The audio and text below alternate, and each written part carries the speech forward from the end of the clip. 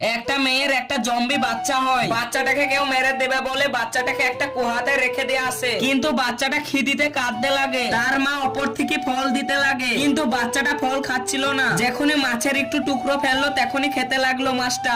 এরকম করে গ্রামে ছাগল মুরগি চুরি করে লেনে আর বাচ্চাকে খাওয়াতো, কিন্তু বাচ্চাটার প্রচুর পরিমাণে প্রত্যেকদিন খিদে লাগতো। গ্রামে ছাগল চুরি করে দিত, কিন্তু গ্রামে হঠাৎ করে আকাল লেগে যায়, কোনো ছাগল মুরগি কিছু দেখতে পাওয়া যায় না, খাওয়ার লেগে কিছুই বেঁচে নাই। তখনই বাচ্চার মা বাচ্চার কান্নার আওয়াজ শুনতে পায়। তার বাচ্চাকে খেতে দেওয়ার মতন কিছুই ছিল না। তখনই তার মা নিজের হাত কেটে তার বাচ্চাকে খেতে দেয়। তারপরে এমন কিছু হবে সেটা দেখলে অবাক হয়ে যাবে, কিন্তু সেটা দেখার আগে এই অসহায় বাবাটার জন্য কে বা লাইক সাবস্ক্রাইব করবে? আমি জানি দুষ্টু বাচ্চারা লাইক সাবস্ক্রাইব করবে না, ভালো বাচ্চারা লাইক সাবস্ক্রাইব করে দেবে। এখনই শয়তান চলে আসে আর হাতটা তুলে এনে তাকে জাদু করে হাতটা লাগিয়ে দেয়। তারপরে নিচুতে যেয়ে বাচ্চাটাকে লিয়ে আনে আর বলে, তুমি আকে যেতই খেতে দাও আর খিদি মিটবে না কখনোই, কারণ আর অনেক ভালোবাসার